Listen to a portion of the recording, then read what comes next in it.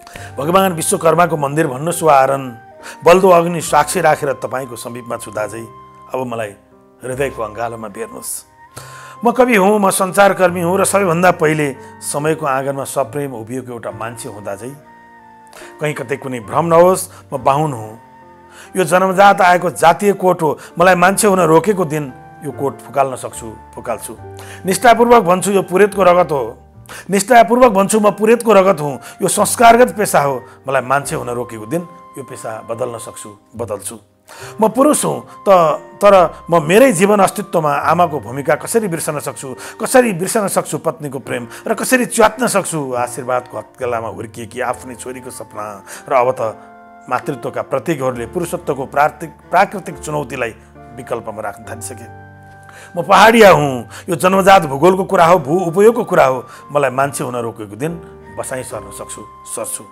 म हिन्दू हुँ। यो विश्वास हो, आस्था हो। मलाई मान्छे हुन रोकेको दिन यो विश्वास बदल्न सक्छु, बदल्छु।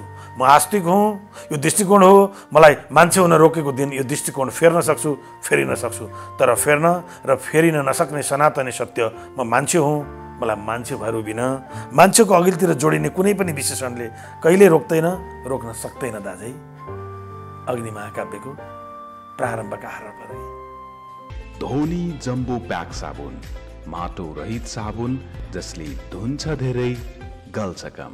कविता एक झुलको हो, एक अनुभूतिको एक रुनको हो, एउटा बगैँचाको एक थुङ्गा फुल जस्तो हो। तर महाकाव्य चाहिँ सम्पूर्णता हो। जीवनलाई हेर्ने सम्पूर्णता, जगतलाई हेर्ने सम्पूर्णता। र त्यो मानिलिनुहोस् एक थुङ्गा फुल झलक्क आँखा पर्छ फुलमा, त्यो फुलको एक थुङ्गा फुलको सुन्दरता एउटा कविता हुन सक्ला। तर त्यो फुलको बोट, त्यो बोट उभिएको जमिन र त्यहाँ खेती गर्ने माली र त्यहाँको वातावरण र परिवेशको जो ढिक्कै कुरा चाहिँ महाकाव्य हुनसक्छ। सम्पूर्णताको खोजी अगाडिबाट मात्र हेर्नु, अगाडिबाट पछाडिबाट, दायाँ बायाँबाट, तलबाट माथिबाट, सबै कोणबाट जीवनलाई नजिकबाट हेर्न सक्ने एउटा काव्यिक चेतना र एउटा विश्व दृष्टिकोण, काव्यिक दृष्टिकोण, दार्शनिक दृष्टिकोण र समग्रतामा जीवन र जगतलाई हेर्ने सन्दर्भ चाहिँ यसमा मिसिएर आउँछ जस्तो लाग्छ। लेख्नु जटिल कुरा हो, लेख्नु गाह्रो कुरा हो र लेख्नु सजिलो पनि हो। लेख्नैका लागि लेख्न चाहिँ सजिलो छ। तपाईँ लेख्नैका लागि लेख्न जे लेख्नु होइन भयो, तर सार्थक लेख्न गाह्रो छ। इतिहास टेकेर लेख्न, भूगोल टेकेर लेख्न, संस्कृति टेकेर लेख्न कठिन छ। तपाईँको लेखाइ पनि बोलाइ पनि सरल छ। यसो कारण के हो भन्ने प्रश्नले मलाई खुसी तुल्यायो। मैले मेरो विषय प्रस्तुत गर्ने हो। मैले मेरो विषय प्रस्तुत गर्दा मेरो पाठकले मेरो विषय बुझेन भने के गर्ने? मैले बढ्ता पाण्डित्य छाँटेर मैले धेरै गहिरा र गम्भीर कुराहरू दिन सक्दिनँ, दिएर अर्थ पनि छैन। मैले यदि राम्रो, गम्भीर र बोधगम्य अथवा बुझ्न जरुरी हुने विषयवस्तु प्रस्तुत गर्ने हो भने मेरो भाषा पनि त्यही अनुसार हुन जरुरी छ भन्ने मलाई लाग्छ। जस्तै एकछिनलाई मानिलिनुहोस्, गौतम बुद्धले प्रतिपादन गरेको शान्तिको सन्देशको धारा निरवच्छिन्न रूपमा अखण्ड, अविश्रान्त, निर्विघ्न, निरन्तर प्रभावमान हुँदै आएको छ भनेर मैले भन्नु र 2500 वर्ष पहिला बुद्धले शान्तिको जुन सन्देश दिएका थिए त्यो सन्देश आज पनि निरन्तर छ, मान्छेले पढिरहेछन्। यो दुईटा वाक्य प्रयोगमा फरक छ नि, कुरो उही हो नि। मैले अघिल्लो खालको त्यो संस्कृतनिष्ठ, क्लिष्ट र दुरूह भाषा प्रयोग गरेर अहिलेको समाजसँग जान सक्दिनँ। अहिलेको मान्छेलाई फुर्सद पनि चाहियो नि। अहिलेको मान्छेलाई पढ्नु नि भ्याउनु पऱ्यो, बोधगम्य नि हुनु पऱ्यो। ती शब्दहरू हराउने गरी ती शब्द प्रयोगै नगरौँ भन्दैन, तर मैले दिन खोजेको के हो? त्यो मेरो विषयवस्तुलाई बोक्ने खालको सहज, सरल र सम्प्रेष्य भाषा हुनुपर्छ भन्ने लाग्छ। त्यो यसको एउटा कारण के होला भने मैले 30 वर्ष रेडियो नेपालमा काम गरेँ, 10 वर्ष BBC नेपाली सेवामा पनि काम गरेँ। त्यो 30 वर्षसम्म रेडियो नेपालमा बोल्दा मैले लक्षित श्रोताहरूलाई राखेर श्रोताहरूले बुझ्ने खालको सामग्रीहरूमा रेडियोमा अभ्यास गर्दै गएँ। सायद त्यो अभ्यासको प्रभाव मेरो लेखनमा पनि आएको होला र त्यो परिस्थितिले माझिँदै आएको होला। मलाई लाग्छ मैले कर्ण लेख्दा जुन खालको भाषिक सञ्जालहरू प्रयोग गरेको थिएँ धरामा आउँदा अलिक कम भयो होला र अग्निमा अझ सहज र सरल भयो होला कि जस्तो पनि लाग्छ। जुत्ता सिएको, कपडा सिएको, थिचे खलाते पसिना पिएको, गल्ती भयो के भन भद्र मान्छे, सगर्व आफ्नै श्रमले जिएको, ब्रह्माण्डको ब्रह्म विचार भन्नु, रहस्यको सृष्टि र सार भन्नु, भारी उही हो सब भार बाह, सँगै बगेको छ महाप्रवाह। ज्वाला बटार्दै जब अग्नि हाँस्छ त्यही अग्निमा आएर नटक्क बस्छ। जे बोल्छ आगो हतियार सुन्छु र जिन्दगीको तरबार सुन्छु। दियो दियौँ धप धप बल्छ बत्ती सियो दियौँ छोप्दछ लाज जत्ती। छिनो दियौँ टुकटुक मूर्ति खोप्न गाह्रो छ आफ्नै जिउ ज्यान छोप्न। चोर्यो अरे रे जब स्वर्गबाट आगो कसैले कति भव्य आँट त्यही आँटको पुत्र म हुँ विराट ढाँटिन्न आफू दुनियाँ न ढाँट। दाँजिन्न होला यस देशसँग म बाँच्छु मेरै जिउने छ ढङ्ग। निधारमा छैन कुरूप दर्शा र देश लुट्ने लुटुवा कलङ्क। म छन्दका कविताहरू लय हालेर सानैदेखि पढ्थेँ। पिताजीले घरमा पढ्नुहुने कृष्णचरित्र रामायणका पङ्क्तिहरू सुनेर म प्रभावित हुन्थेँ र त्यही लय गुनगुनाउन खोज्थेँ र त्यस्तै कविता बनाउन पनि खोज्थेँ। कविता हुन्थ्यो हुँदैन थियो, त्यो बाला दिनको अलग कुरा भयो। म 40 सालमा 8 कक्षा पढ्न काठमाडौँ आएपछि काठमाडौँमा संस्कृत माध्यमिक विद्यालय रानीपोखरीमा मैले संस्कृत विद्यालयमा पढ्न थालेँ 200 पूर्णाङ्कको संस्कृत राखेर। त्यसपछि त्यो जमातमा प्रवेश गरेपछि त्यहाँ वक्तृत्व कला र वाद विवाद कार्यक्रमहरू हुन्थे, कविताका कार्यक्रमहरू हुन्थे। त्यहाँ अलिक सघन रूपमा म कविता लेख्न थालेँ, कविताहरू पढ्न थालेँ, वाचन गर्न थालेँ।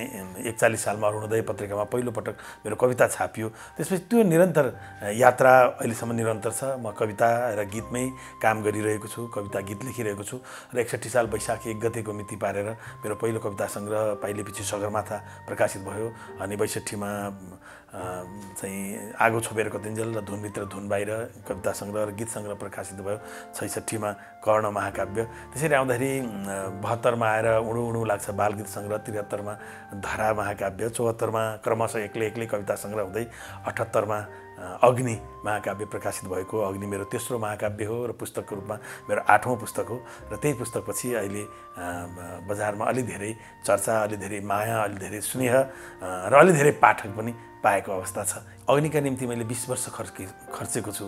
57-58 सालतिर हेटौँडा पुगेर एउटा कार्यक्रममा सरिक भएर 2-3 दिन 4 दिन त्यहाँ बस्दाखेरि सुनेको एउटा कथा, त्यो कथालाई पुष्ट्याइ गर्दै त्यसलाई परिपक्व पार्ने क्रममा मलाई धेरै समय लाग्यो। म एकैचोटि 3-4वटा प्रोजेक्टमा काम गरिरहेको छु। मनमा लेख्न लागेका 3-4वटा कुराहरू, 4-5-6वटा कुराहरू खेलिरहेका हुन्छन् मनमा। अनि त्यो फरक फरक विषयको अलिअलि लेखि पनि रहेको हुन्छ, त्यसमा पढि पनि रहेको हुन्छु। अनि सबभन्दा पहिला मैले अग्नि नै सुरु गर्न खोजेको थिएँ। त्यो कथा सुनेपछि प्रेरित भएर त्यो विषयमा मलाई मेरो रिसर्च पुगेको थिएन र मैले धरा र त्योभन्दा अझ अघि कर्ण ल्याएँ। कर्ण र धरा आयो, अरू कविता सङ्ग्रहहरू आए र 78 सालमा मात्रै अग्नि बजारमा आयो, बजारमा सार्वजनिक भयो 78 सालको असोज महिनामा। त्यसपछि निरन्तर चर्चा परिचर्चाहरू हुन थाल्यो र संयोगवश 78 सालको मदन पुरस्कार प्राप्त गर्यो र चर्चामा छ र सधैँभरि सोधिने एउटै प्रश्न हो, तपाईँलाई के लाग्छ किन मदन पुरस्कार प्राप्त गर्यो होला? यो ठ्याक्कै उत्तर त मैले कसरी भन्न सक्छु, मेरो पाठक दर्शकहरूले भन्न सक्नुहुन्छ।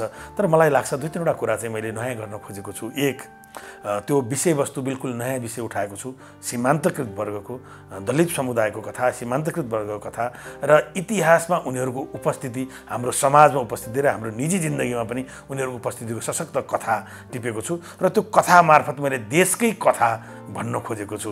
त्यस कारणले अहिलेसम्म इतिहासको गर्तमा लोप भएको, हराएको, इतिहासमा छोपिएको, बाहिर नआएको, नलेखिएको, सार्वजनिक नभएको, अन्यायमा परेको, पारिएको त्यो समुदाय, त्यो वर्ग, इतिहासको त्यो पाटोलाई उठाएको छु। त्यस हिसाबले कन्टेन्टमा, विषयवस्तुमा पनि नयाँपन भयो। अर्को यो पूर्ण गद्य महाकाव्य हो। अघि मैले सुरुमा सुनाएका पङ्क्तिहरू चाहिँ महाकाव्य सकेपछि महाकाव्यको समापनमा 35वटा श्लोक उपजाति छन्दमा छ। त्यो बाहेक 300 पृष्ठ चाहिँ पूर्ण रूपमा यो गद्य महाकाव्य हो। गद्यमा छ, सरल गद्य छ। 10 कक्षा, 11 कक्षा, 12 कक्षाका भाइहरूले पढ्यो भने प्रेमपूर्वक पढ्न सक्ने गरी त्यो विषयवस्तु नयाँ भयो र भाषामा पनि मैले नयाँ ढङ्गले सरल भाषामा खेल्न खोजेको छु। नम्बर 2 र नम्बर 3 चाहिँ अहिलेसम्म हामीले माथि बार्दलीमा बसेर, बुर्जामा बसेर, घरको छतमा बसेर, माथि बसेर दौरा सुरुवाल कोट टोपी लगाएर टन्न पेटभरि खाएर आनन्दले कतै तल बिचरा दलित, कतै गरिब, कतै महिला, कतै आदिवासी, कतै जनजाति, कतै मधेसी भन्यो होला, कतै मधेसी, कतै के भन्यो होला नि त हो। त्यो कठैको भाव र लेखकको दयाले कुनै पात्रलाई नउठाएर यो महाकाव्यमा पात्र आफै सशक्त भएर बोल्छ। एउटा आरनमा बल्दै गरेको अग्निलाई घनले ठोक्दै गरेर पसिना पुस्दै गरेको एकजना विश्वकर्मा, उनले फर्केर हेर्छन् यो देशतिर उसको आँगनबाट बसेर हेर्दा उसको देशको उसले इतिहास कस्तो देख्छ, संस्कृति कस्तो देख्छ, भूगोल कस्तो देख्छ, धर्म कस्तो देख्छ, इतिहासमा कस्ता कस्ता कुराहरू लेखिएका छन्, कस्तो साहित्यकारहरूको चरित्र कस्तो देख्छ, सञ्चारकर्मीको चरित्र कस्तो देख्छ, बस उसले भएर उसकै भाषामा उसले आफूले बोलेको छ। यो 3-4 नयाँ कुराले चाहिँ पाठकहरूले मन पराउनु भयो कि भन्ने लाग्छ। र सँगसँगै यसको अर्थको 2-3वटा तहहरू छन्। 8, 9, 10 का भाइहरूले पढ्यो भने जेठी तरबार छ एउटा, जेठी तरबार निर्माण भएको कथा मात्रै पढ्न सक्छ। MA, MPhil वा PhD मा कसैले थेसिस गर्न चाहनुभयो भने उहाँले समाजशास्त्रीय हिसाबले हाम्रो समाजको कथा बुझ्नको निम्ति सहज हुन्छ। र तेस्रो रूपमा अझ दार्शनिक मान्छेहरूले हेर्नुभयो भने शरीरको षड्चक्र जस्तै समाजमा पनि चक्र छ। हामी अहिले मुक्ति र पहिचानको कुरा सँगसँगै गरिरहेका छौँ। पहिचान र मुक्ति एकैचोटि एकै ठाउँमा भेट हुन सक्दैन। पहिचानपछि उत्पादन आविष्कार, आविष्कारपछि आय आर्जन, आय आर्जनपछिको समृद्धि, समृद्धिपछिको ठिक र बेठिक छुट्याउने सामर्थ्य, त्यसपछि आफ्नो अभिव्यक्ति आफै राख्न सक्ने यो श्रृङ्खला चक्र पुरा भएपछि बल्ल मुक्ति प्राप्त हुन्छ भनेर अर्थको तहमा पनि फरक ढङ्गले जान सक्ने गरी लेखिएको हुनाले पनि यो धेरै पाठकले पढ्नुभएको हो कि भन्ने लाग्छ मलाई। गाउँमा रामायणहरू, कृष्ण चरित्रहरू, धार्मिक ग्रन्थहरू चाहे त्यो संस्कृतका श्लोक हुन्, सच्चिदानन्द रूपाय विश्वोत्पत्त्यादेः तवे भनेर संस्कृत श्लोक पढेर होस्, वा भोके मैले नेना ओरे न त कपाल खोर्याके सबके सुसै भनेर रामायण पढेर होस् हैन। ती पङ्क्तिहरूको प्रभाव ममा थियो र त्यो पङ्क्तिहरूको प्रभावले म त्यसतर्फ, त्यो रचनातर्फ आकर्षित भएको थिएँ। तर कवितै लेखौँ, आधुनिक खालको कविता लेखौँ, जीवन र जगतलाई बुझ्ने कविता लेखौँ, समाजको व्याख्या र विश्लेषण गर्ने एउटा बिम्ब खोजेर यो खालको लेखौँ भन्ने खालको त्यो चेतना बिस्तारै ममा आफैमा बढ्दै आयो। मेरो स्कुल पढाइको अवस्था, मेरो साथी सङ्गीहरूको सङ्गत, स्कुलको सङ्गत, कलेजको सङ्गत, साहित्यप्रतिको मेरो रुचि, साहित्य पढ्दाकै रुचि। म संस्कृत माविमा 8 कक्षा पढ्न काठमाडौँ आएपछि 8ै कक्षामा कालिदासको महाकाव्य कुमार सम्भवको पहिलो र 5औं सर्ग पढ्नु पर्थ्यो। अस्त्यो तरस्यम दिशिदेव ततमा हिमालयो नाम नगाधिराज भनेर। अनि हो यी पङ्क्तिहरू पढ्दाखेरिको त्यो प्रभाव ममा पढ्दै गएपछि म आफू पनि किन नलेखौँ भन्ने भयो। भावनाहरू हरहर्ती आउँछन्, नआउने होइन, हर मान्छेसँग भावना आउँछ। म सडकमा कति मान्छे रोइरहेको देख्छु, त्यो भित्रको अन्तर हृदय फुटेर रोएको। कोही मान्छे मुस्कान छोडेर हाँसिरहेको देख्छु, अन्तर हृदयको प्रसन्नता फुटेर हाँसेको। त्यो भावावेग सबैमा हुन्छ र कविमा सघन हुन्छ, झन् बढी हुन्छ। तर बगिरहेको पानी त्यत्तिकै खेर जान्छ। बाँध बनाएर खोलामा लानु, के अरे खेतमा लानु भने सिँचाइ हुन्छ। अन्तर हृदयको भावना पनि त्यस्तै हो। अन्तर हृदयको भावना कविले बाँध बाँधेर एउटा निश्चित उद्देश्यका निम्ति, निश्चित अभिव्यक्तिका निम्ति सञ्चय गरेर अभिव्यक्ति दिन सक्यो भने त्यो उत्कृष्ट काव्य बन्छ। जतिखेर मन लाग्यो त्यतिखेर आज भूकम्प गयो 2 लाइन लेखिहाल्यो, आज भुइँचालो के अरे कोभिड आयो 2 लाइन लेखिहाल्यो, आज बाढी पहिरो आयो 2 लाइन लेखिहाल्यो। जतिखेर मुड चल्यो वारवार्दै लेखी गरेर चाहिँ एउटा आकार नबन्न सक्छ। तर जब म एउटा अग्नि भन्ने महाकाव्य लेख्छु, मेरो विषयवस्तु यो, मेरो प्लट यो, मेरो विषयवस्तु कथाको सुरुवात यहाँबाट हुन्छ, यो कथाको अन्त्य यहाँसम्म पुगेर हुन्छ।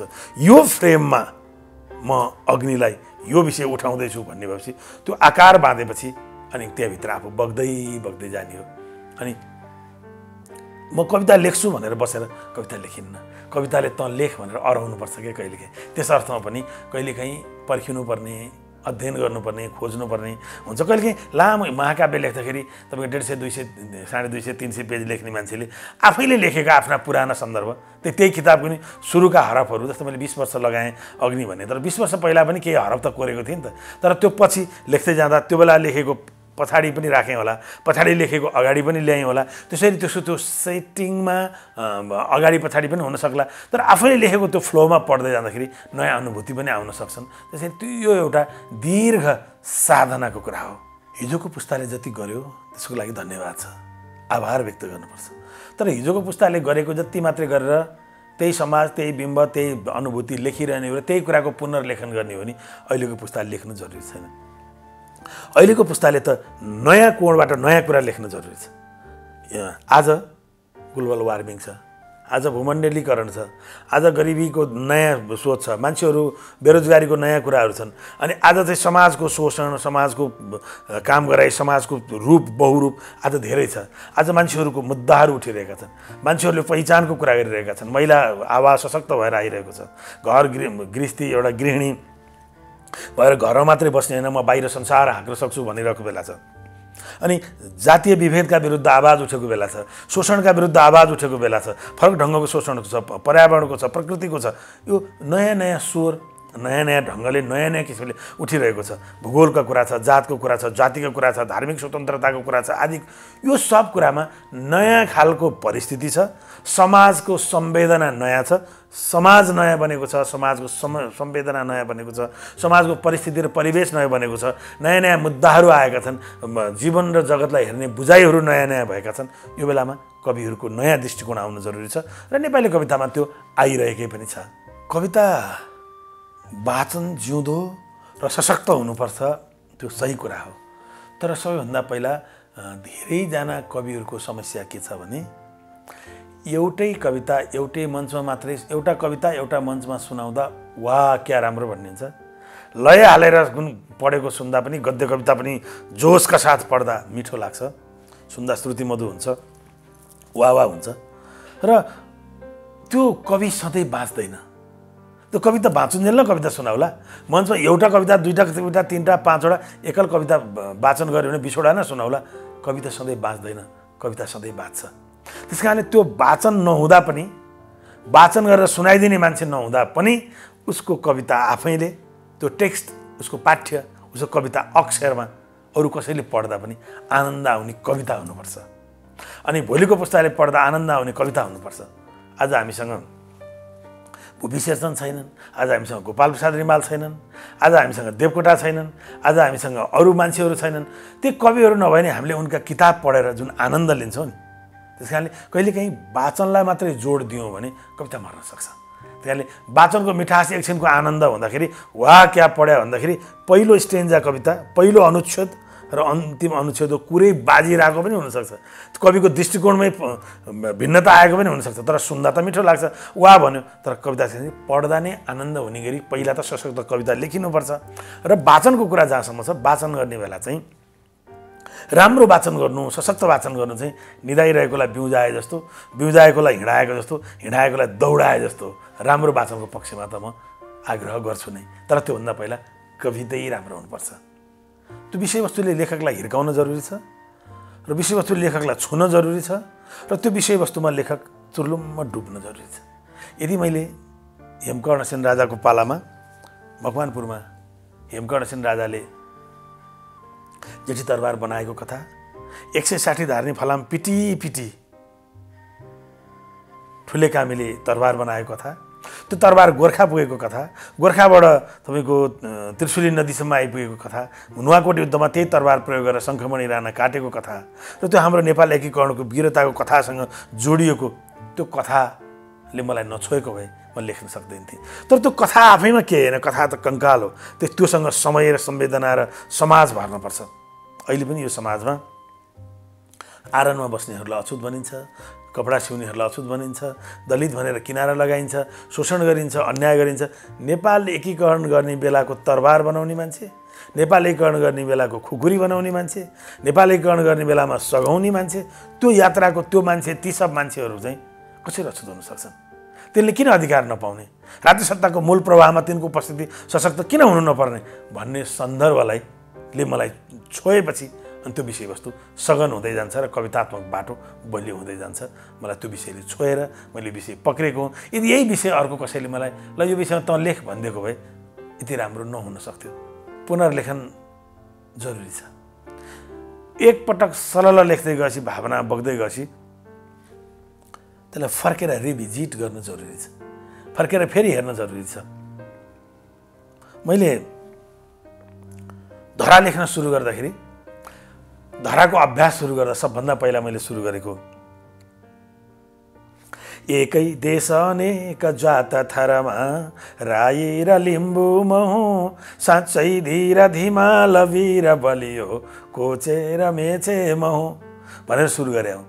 तर यो लामो श्रृङ्खला महाकाव्यको बुनोट सकिने बेला यो 23औं सर्गमा पुगेको थियो र अग्नि लेख्दा नै सुरुमा मैले जुन हरफहरू लेख्न सुरु गरेको थिएँ त्यो बिचतिर पुगेको छ र सुरुको अंश अगाडि आएको छ।